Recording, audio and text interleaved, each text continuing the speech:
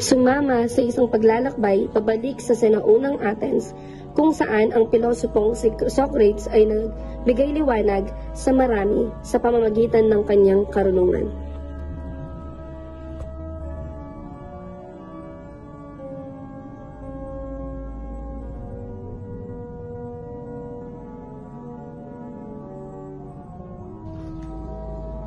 Ano nga ba ang hulugan ng isang makabuluhang buhay? Siguro, hindi ba kayamanan at kapangyarihan ang sumatan ng tagumpay? Ngunit kung ang kayamanan lamang ang ating kapwa, maaari ba tayo tunay na maging masaya? Sa ilalim ng puno, pinuksan ni Socrates ang isip ng kanyang mga estudyante sa mas malalim na kahulugan ng buhay.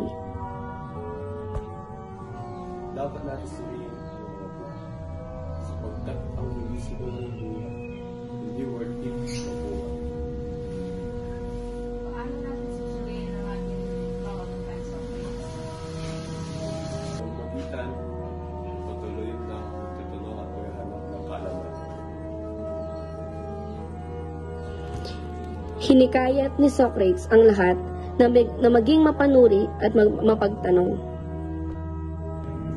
Hindi ko tinuturuan ng masama ang mga kabataan. Itinuturo ko lang sa kanila na magtanong at mag-isip ng malalim. Ikaw ay inaatulan sa iyong mga katuruan. Mas pipiliin ko pong mamatay sa katotohanan kaysa mabuhay sa kasinungalingan. Sa harap ng korte ng Athens, nanindigan si Socrates sa kanyang paniniwala. Ang aking kamatayan ay hindi katapusan ng aking mga aral.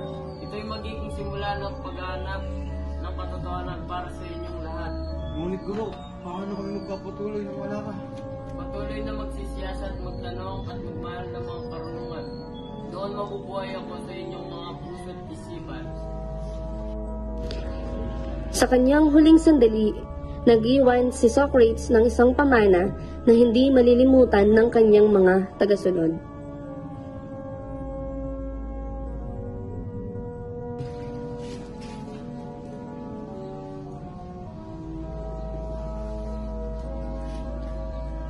Ang buhay ni Socrates ay isang patotoo sa kapangyarihan ng pag-iisip at pagtatanong.